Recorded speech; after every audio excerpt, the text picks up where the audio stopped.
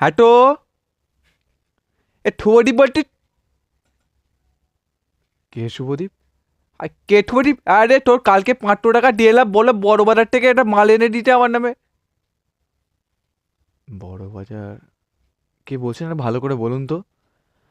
এ ভাই তুই, এ ভাই তোর বন্ধু বলতি রে কালকে ডিএপের জন্য একটা মাল কিনতে পাঠালে, 500 টাকা দিয়ে এলাম, অ্যাডভান্স করলাম, 68 টাকা দাম বলেছি, অর্ডার নিয়ে আসবি বললি। বড় বাজার তোর নাকি দোকানে মারলেই। আপনি কার কথা বলছেন বলুন তো ভালো করে।